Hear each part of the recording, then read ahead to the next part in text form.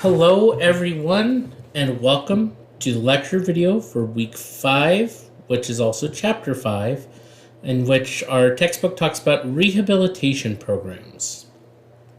So we are going to be talking mostly about that, but we're going to talk about a couple other things here in that process.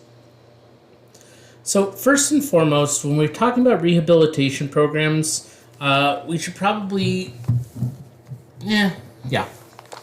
let's start with a brief recap. So if you recall, the primary focus of juvenile justice is rehabilitation over punishment. Not that punishment isn't an option, not that punishment is something that doesn't happen, but rehabilitation is the focus. And rehabilitation's whole goal is to change the negative behaviors to positive behaviors, and for that person to be re-released to society at large as a fully functioning member. That's the goal of rehabilitation programs. And so we need to understand that there are assessment and treatment planning that goes into this.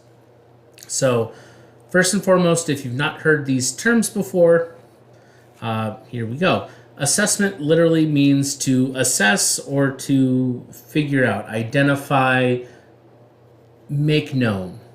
So we have to talk about how we identify people who have the need for a rehabilitation program, as well as going through the actual steps of treatment.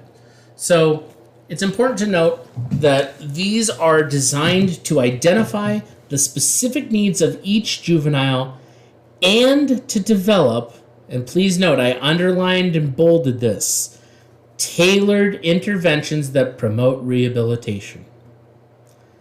Tailored interventions. This is something that we do know that, going back to, I believe we talked about it last week, evidence-based. Nope, that's what we're talking about this week. Crap. Whoops. I jumped ahead a little bit. We're going to talk about evidence-based, and we're going to explain what that means. But tailored intervention means that it's specifically designed for one person. Now, I know some people are going to be like, if it's just for one person, why would we do that? Because we know from actual data and research and tests, we know that if the rehabilitation is designed to target a particular issue, it tends to be more successful than a generic one. So it's important to note that in the juvenile system, we treat each juvenile differently. And so that means that we are going to be developing tailored or specific interventions for that individual. And so clearly, the goal is to ensure the intervention not only addresses the immediate behaviors that lead to legal issues, but also to address the underlying factors that contribute to those behaviors. Because it's important to note, we know that crime does not happen in a vacuum. It does not just happen one day. It doesn't just appear. There's motivating factors behind it. So we're going to look at the 3 steps in an assessment and treatment planning. And that is the initial assessment, the comprehensive evaluation, and ongoing treatment planning. So initial assessment is literally very straightforward, and it is shortly after an individual enters the system, there is a preliminary assessment or an initial assessment or an introductory assessment. The idea is that there is some sort of testing done immediately upon arrest where they start to gather some important information, because it is very important to note that we need to determine a baseline. What needs does the juvenile actually need? What risks are there in their life? And what risks do they pose to the general safety of the general public? That initial assessment is important.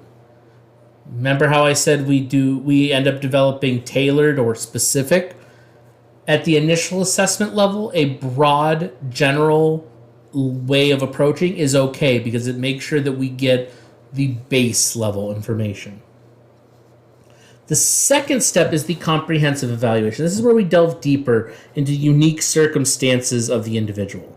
This may include specific testing. This may include one-on-one interviews. It may include other specifics from experts in the field, like doctors, things like that. Because the whole point is the juvenile's unique circumstances that led to this moment. We need to know what they are and how to address them. We need to know, have they ever had any kind of psychological testing? Has there been any type of family interventions? We should also probably interview the family as well. We look at academic assessment, so how are they doing in school, things like that. And this whole reason is to understand what may work and what should work. And then probably the most important thing about treatment is the ongoing treatment planning. Because we know that nothing stays the same and nothing just happens. We know that sometimes treatment will address an underlying cause and it will fix that cause but still have problem behavior. So clearly that's not the only thing. So we always have to do regular review and adjustments. And that's needed to ensure that success happens not just once but throughout, and it's continued and sustained and actually works towards that true rehabilitation model. As the juvenile grows, so too should the plan.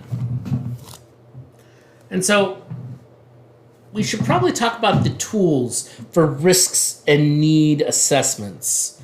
And so this is, part of the previous point, but so we do things like structured interviews, which are exactly what they sound like and what I was teasing at with the initial assessment, where these are the standardized questions. These are the generic things that, can be asked of anyone and will give you some important information.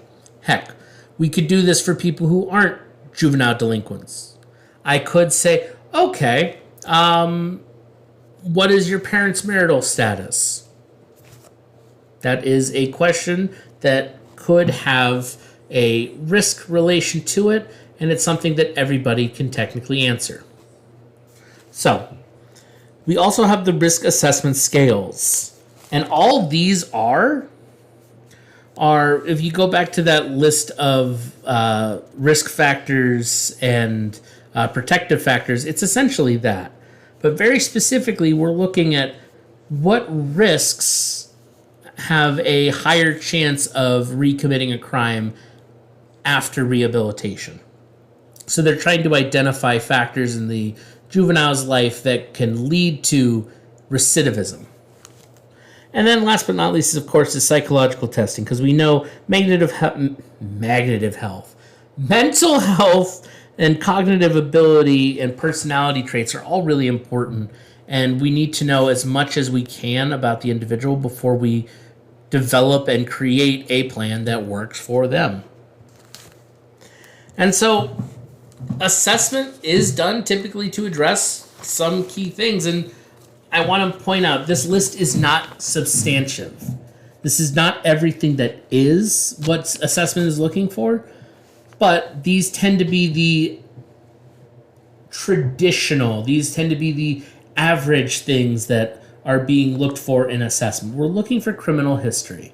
If a juvenile has a history of criminal activity, then we need to look as well at any type of history of corrective behavior, what worked, what didn't work, that type of thing.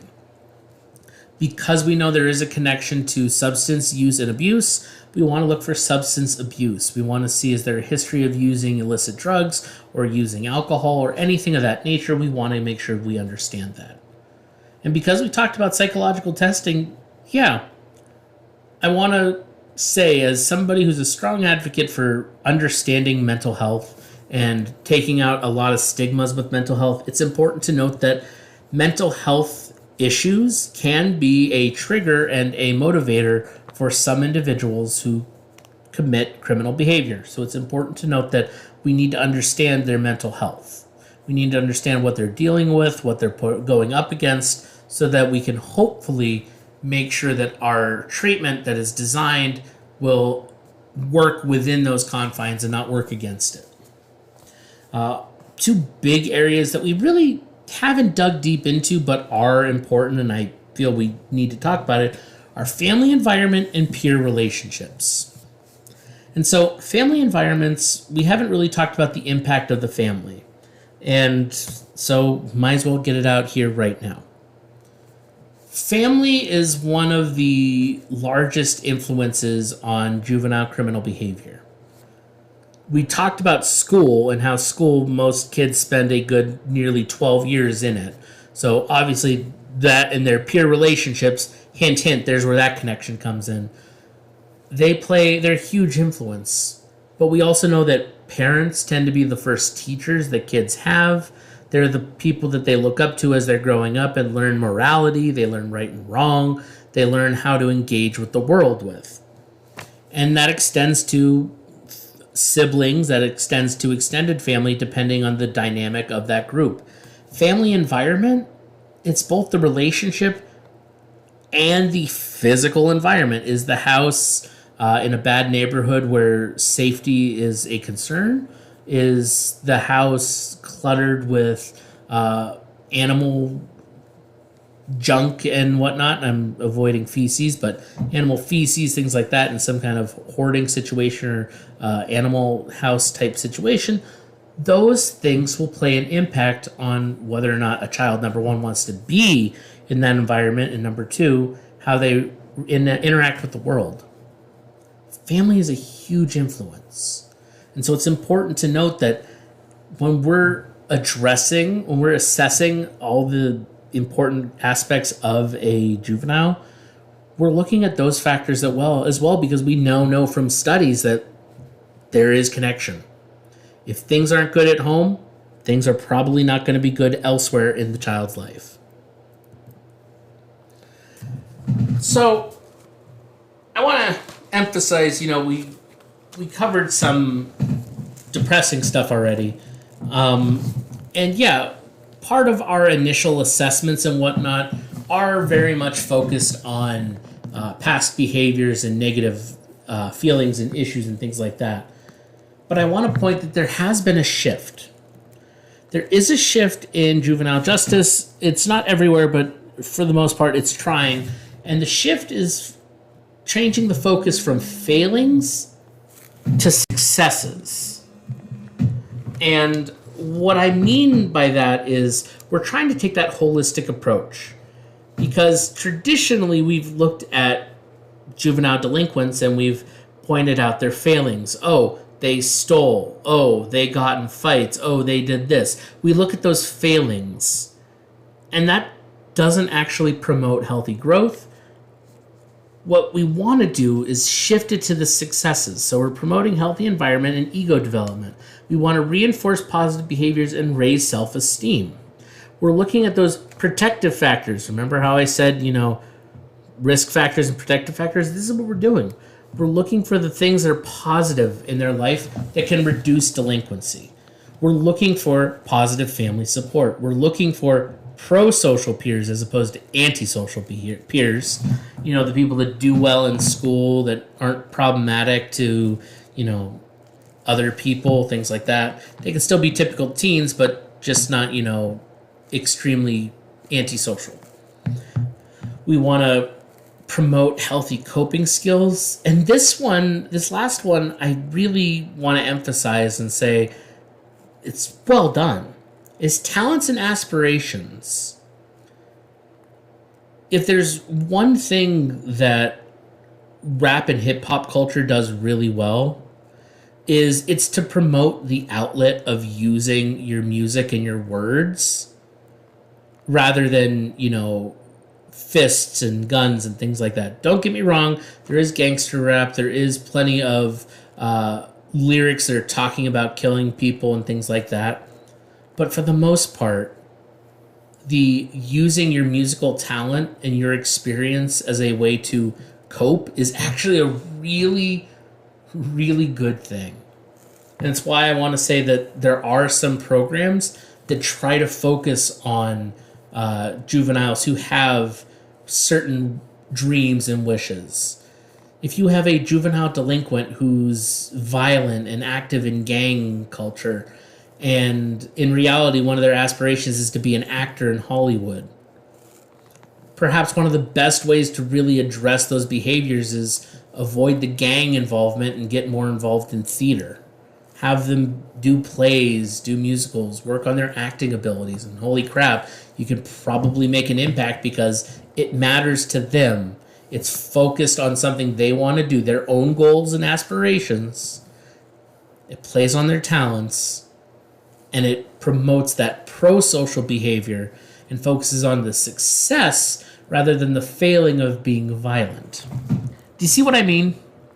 Like, this is a movement that's happening in juvenile justice now. Good treatment plans are trying to incorporate these as well as addressing risks. Because I want to make it very clear. We don't just say, oh, follow your dreams and you can do anything. No. These are still individuals who have committed crimes. These are still individuals who have mental health issues. These are individuals who have been completely abused by the system and have no faith in anyone. And there's also people who are violent. There still needs to be punishment for the actions. We still need to address the risk factors in their lives. If the family life is not good and the family environment is absolutely terrible, then almost no amount of positive support is going to fix that. So we still want to address the risks. But instead of pointing out all the failings, we're now focusing more on the little successes and the improvements. That changes the attitude. And we've seen with data that, this type of change in perspective has a more positive outcome. So, let's talk about developing an individualized treatment plan. So, the whole point of developing an individualized treatment plan is, well, to make sure that it's the most effective it can be. And what we do know is that if we want an individualized treatment plan to be successful, we want to make it as collaborative and comprehensive as possible. So I've listed some important things here, but I want to expand on it a little bit. So to make it collaborative and comprehensive, we want to make sure, number one, that the juvenile offender is involved. If they have an active role in the process, number one, they're more likely to engage in the process. But number two, they're likely to provide input and insight into what will actually work. The other thing is when they have an active role, they can provide the personal insight about their own behaviors, about their own challenges, and if we go back to that previous idea, we can incorporate their aspirations, what their end goal is. What do they want to be when they grow up? Because that's an important question. I know every kid growing up hated, what do you want to be when you grow up? Honestly, I still didn't know what I wanted to do up till a few years ago. It's okay. But especially for somebody who's struggling, it's important to find out what they might want to do. So I do want to emphasize families should be involved in this process, but I want to emphasize that one of the important aspects that we want to see with families in rehabilitation programs is support. Families don't need to be the punishers. They don't need to be the people who carry out punishment and make sure that strict things are followed. No, they need to be supportive. They need to be helpful. They need to be providing the appropriate resources to their juvenile as they're going through this process. They need to do what they can to help encourage that process. They do not need to be doing it for them. They do not need to be avoiding it. They need to be working with them. They need to be supportive. Obviously, a probation officer acts on behalf of the court, and they are in charge of coordinating treatment and monitoring progress, as well as overseeing any adjustments. Because remember, adjustments are going to happen throughout the process. Throughout the process. This, I want to emphasize, treatment providers should provide their expert knowledge. So when we say treatment providers, we mean specifically if an individual is going through mental health counseling as part of their rehabilitation. We would want their mental health individual providing their feedback on what the plan needs. If the individual is going through rehabilitation, like for substance abuse or alcohol, you would want somebody from there providing expert information about what that juvenile needs for their treatment plan. See how that works? The experts is the whoever is needed for that particular thing. And then last but certainly not least, this is depending on particular needs. Other community stakeholders should have a voice in the overall system. And I want to emphasize, I don't just mean, your neighbor down the street should have words to say about what the rehabilitation looks like. No. If a victim has been targeted, let's say for robbery, it's the next door neighbor was robbed several times by the juvenile. That neighbor might be able to have a voice in the treatment plan. Not, they get to be punished, but having a say into what does that treatment look like. Do they do community service? Do they help out the victim to try to make amends? That kind of thing. If it's something that happened at school administrators might be involved. Teachers might be involved if it happened in a classroom. That's what I mean by the community stakeholders should have a voice. It's only appropriate in particular cases. It should not be every case you need the minister who operates in a small church 4 blocks away from your house. He does not need a say in every single case. If he was a victim or he's part of one of the rehabilitation things, then he gets a voice. That's what we mean by the community stakeholders. So, what are the key components of a treatment plan? So, I want to point out that there are pretty much an endless amount of components to a treatment plan, but these are the 5 that tend to be the big ones that all treatment plans should have. And the first is the target behaviors. And what I mean is, if you are going to develop some kind of treatment plan, you need to be very specific, clearly defining the behaviors that you want to see changed. Okay?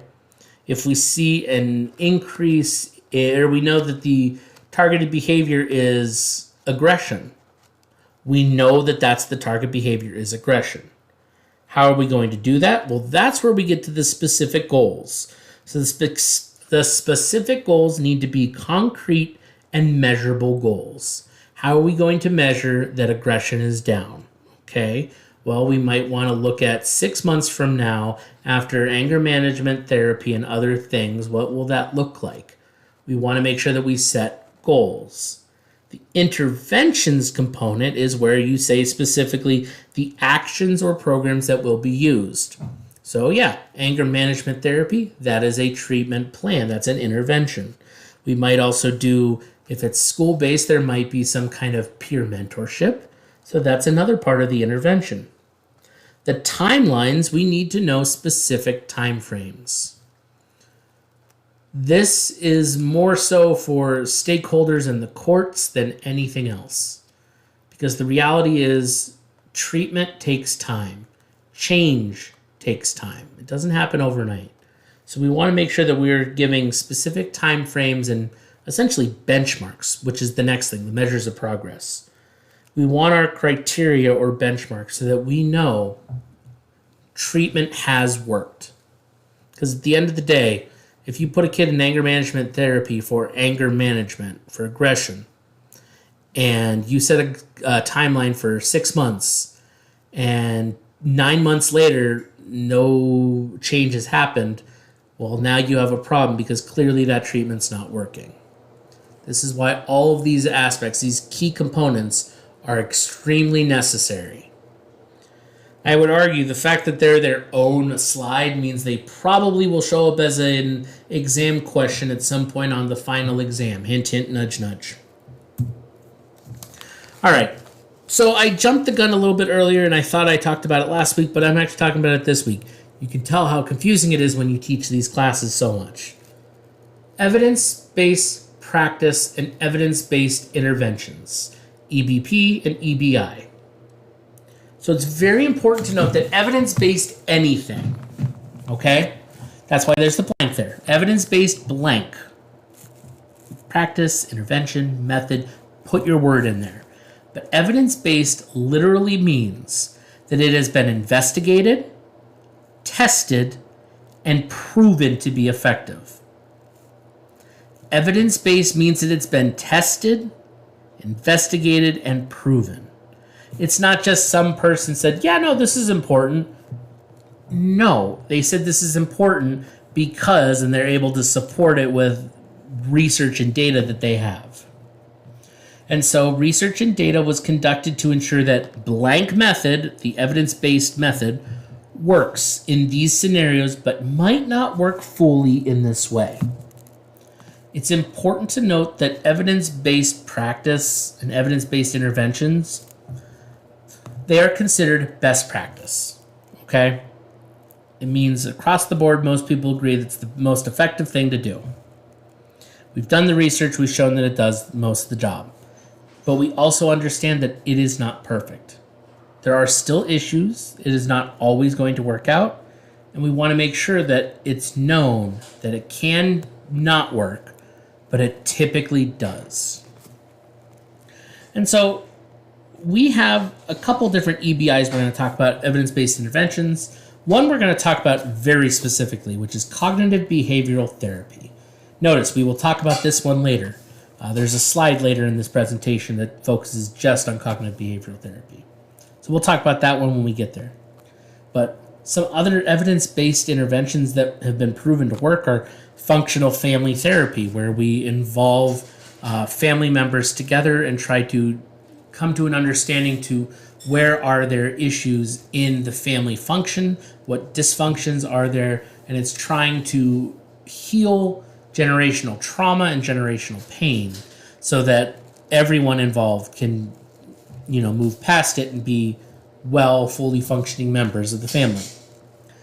Obviously, much like we were kind of talking about with aggression and anger management, aggression replacement training. This is very much replacing aggressive behaviors with alternatives. We realize that just simply being aggressive doesn't work, so instead of saying, we'll stop being mad, what can we do instead? We replace it with other behaviors, with other actions, with methods for de-escalation, that kind of thing. And then perhaps one of the most obvious ones is substance abuse treatment. There's a reason that there are so many substance rehabilitation centers, because they understand that addiction is a problem, and they have different methods that they use for different people depending on their addiction. Not all centers work under best practices, but it's important to note that this is something that has been tested. So, I can't believe I have to say this, but how do we evaluate the success of these treatment plans? Sorry about that. The answer is it's complicated, but not for the reason you might think. So we evaluate the success of rehabilitation programs based on recidivism rates, behavioral changes, and achievement of goals. So without me even saying anything, do you see why it's complicated? From the outside, it doesn't look that complicated. We have 3 measurable things that we look at to see for success. We look for recidivism rates, we look for behavioral changes, and we look for achievement of goals. Let me take you outside a little bit of this. If we're looking at juvenile offenders, let's say a juvenile commits crime and gets involved in the system at 8 years old. Recidivism is their rate of reoffending or committing another crime. How much of their life do we need to track to make sure that the recidivism rate is good? If your answer was 6 months, not bad, but probably not the best answer. If your answer was a year, pretty good idea, but still not great. If you said 5 years, not bad. 10 years, not bad. Rest of their life, now we're getting to the complicated matter. If recidivism is the rate of reoffending, we can look at it in the short term, but if we're getting involved with a kid at 8 years old, how do we measure that they're never going to recommit a crime for the rest of their life? It's nearly impossible to keep a hold of that data. Let's talk about behavioral changes. When we remember that we're dealing with juveniles who are kids, juveniles go through puberty. Roughly, when does puberty end? And I know there's some people that are going to be like, it ends at 18. Other people will be like 25. Other people will say 27. Yeah, it's a little more complicated. It doesn't end all at once, and it's a gradual change. But we also know that puberty itself changes the way people think. It's an active part of the brain and the body coming together and forming a new essential person out of this. So there are behavioral changes. So if you get somebody who's 8 before they've hit puberty and somebody now who's 13 who's starting puberty and in the midst of it, and you get somebody who's 30 who's technically on the out end and no longer in puberty, you're going to have very big different behavioral changes. Are they because of the program or are they because of growing up? This becomes complicated. And then the achievement of goals. This is the easy one. This is the one that's not complicated. Because if a juvenile sets a goal and they meet that goal, boom, you got your success rate. But the other two make it complicated because it's not a matter of one situation, it's a host of situations. So how do we evaluate success? Well, we look at some measurable outcomes. But the reality is, it's not that simple. It's not black and white. This matter actually makes it a little more complicated and like 5 million shades of gray. So, we said we want to revise treatment plans because sometimes treatment plans do need adjustments. Sometimes the previous problem has been solved or current methods aren't working. So, we need to revise it. And the reality is there is a way. We've already baked in a way into our system for reassessing and revising treatment plans. And it's very straightforward. We want to make an assessment of progress. So we want to see how far has this come from when the juvenile first was engaged to this point now where we're re-looking at it. We want to see how far have they come. Did they make great strides? Did they make no strides? Did they make few strides? Because that's going to be that first step. Because if they got close to the end, maybe there's just a problem with the new part. If they didn't get far at all, then that original progress or that original assessment was not good enough. So we want to see how much progress has been made. And then we want to identify new needs. What is different now than when the first assessment happened? What needs aren't being met that we need to meet now? Once those things have been identified, going back to that list of stakeholders, which I both mean, if we're talking about the collaborative process, it's not just community stakeholders, it's the expert treatment providers, it's the probation officer, it's the families, it's the juvenile. Every stakeholder has to be brought back into a discussion about what is it we need to do now? Because now we know here are the needs that need to be addressed. Here's where we have made it so far. So now we need to share that with the stakeholders so that they can make a general suggestion on ideas. And then it's on the probation officer and whatnot to adjust intervention as needed, again, through a collaborative process, so that we can ensure that it is successful still, not just whatever it was beforehand. All right. So I did say I was going to talk about cognitive behavioral therapy, CBT. So cognitive behavioral therapy, this is a combination of cognitive psychology, which deals with the thoughts in the mind, and behavioral psychology, which deals with actions and behaviors. So very specifically, the focus of CBT is on modifying external behaviors through reward systems, modeling, and practice. I would like to emphasize we are going to see CBT show up a lot in some future presentations.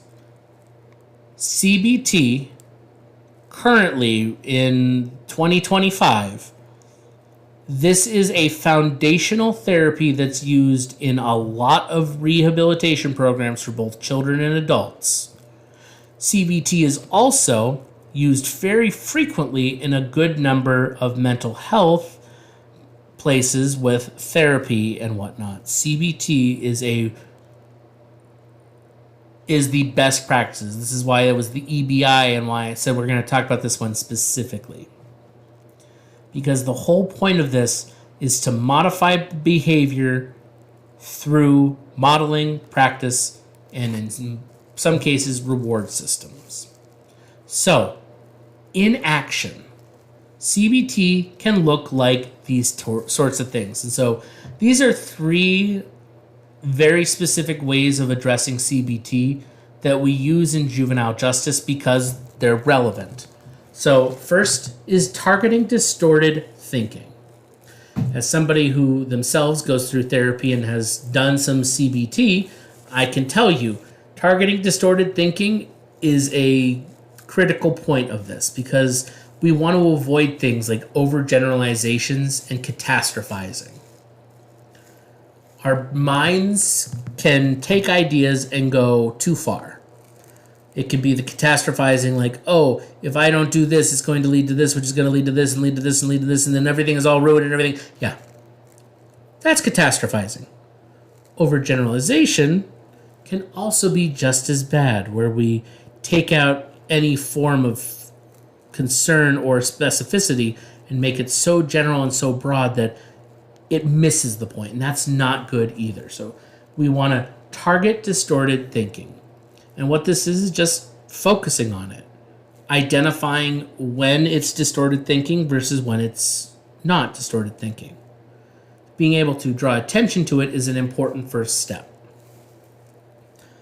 Another part of this same thing, but also, again, connected in juvenile justice, is reframing negative thoughts. And so negative thoughts can be things like, I'm worthless, I can't do anything, I'm terrible, things like that. And I'm using all real-world examples, apologies. But when we reframe negative thoughts, I want to emphasize this for people who aren't familiar with CBT.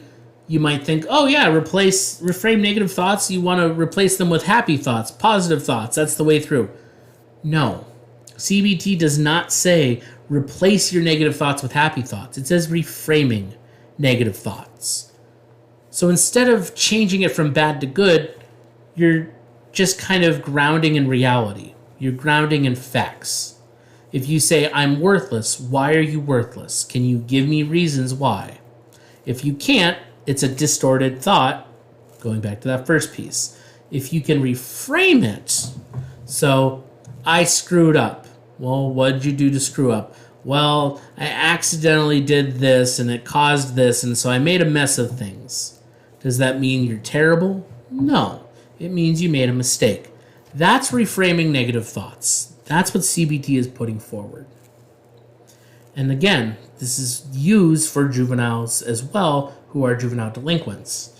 Why did you choose to steal that? Why did you fight this person? Why did you engage in this behavior?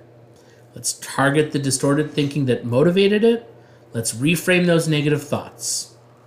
And another way that CBT looks is skill building. Especially with juveniles, we look at stress management, emotional regulation, and problem solving. We know that a lot of criminal behavior is because of a lack of emotional regulation. So if we can teach that, if we can model that behavior, we can lead to a more positive outcome. All right. So we're getting towards the end of this lesson, so I want to talk briefly because we are talking about, what are we talking about? We're talking about rehabilitation programs. I want to talk about education programs because we've talked about education, we've talked about school, but we haven't really dove into this, and there is a strong link between education, stable employment, and lower rates of reoffending. We know there is data that tells us that educational success leads to less crime. And so we push for education, not just in juvenile systems, we push it in adult systems too. But when we talk about educational programs, we're talking about things like traditional academic instruction. It very well could be, trying to provide a traditional school setting. But educational programs can also be GED prep. Because let's be honest, sometimes we have juveniles who end up in the system who are not able to graduate, so they need to be able to be prepared to take and pass the GED exam. Okay? But we also have special education services, because we've now have a decent amount of information that tells us that there are individuals who oftentimes are in the system who are not given the proper resources necessary to complete. We find that there are gaps in education. There's also undiagnosed disorders that might lead to the requirement of special education services. And so, yeah, it's important to note that we need to have these types of things for educational programs, even for, juvenile offenders, which feels weird for some people to say, but not me. So, we also have things like ESL or ELL, which is English Second Language, English Language Learning, because, we live in a country where people come from other countries. Sorry, it's a reality. We also have alternative educational programs like online schooling or even experiential learning. And then last but certainly not least, and sometimes people forget this with education, but vocational training. This is training in things like construction, culinary arts, automotive, information technology. Like, the whole point of education is to learn something. It doesn't have to be this typical school textbook and getting you ready for college. It can be getting you ready for work. So why educational programs? Why do we even focus on this?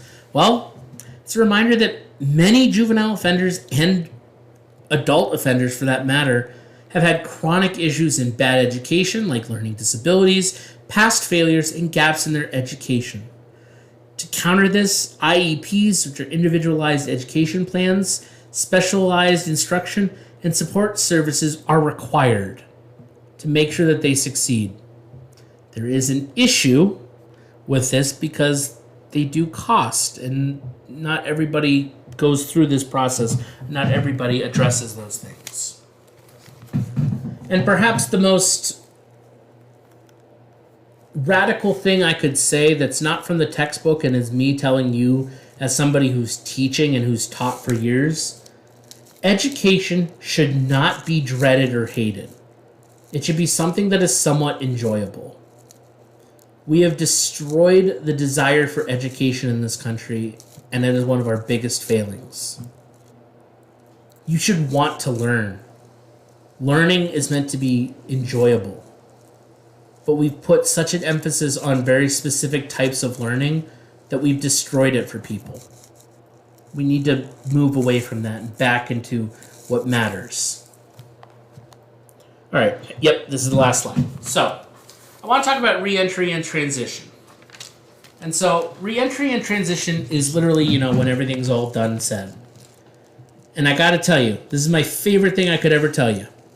The secret to success for proper reentry and transition is to prepare them for success when they leave. I know it sounds really stupid, but it is. It's not just for prison systems and juvenile detention centers. This is everything. The secret to success for anyone after school, after a rehabilitation program, is to help make sure that they are prepared for success when they leave. What are they going to be able to do when they don't have you there to help them? So we want to make sure that we are preparing people for success when they leave, when they're done. And so some best practices are having highly qualified teachers, an engaging curriculum, partnerships with employers, and having support services available. And if you're thinking to yourself, yeah, this is wonderful, this is exactly the answer. I hate to tell you, but we've known that this is the answer for years. And the reality is, it's expensive. Nobody wants to put the money into it. And unfortunately, that is a problem. And it's a problem not just for today, but it's a problem for the future because we haven't figured that out yet. All right. That being said, thank you very much, ladies and gentlemen. This was a pretty good lecture, in my opinion. Hopefully you got something from it. That being said, reminder, the midterm exam is due this Sunday, and good luck. I will see you in the next video.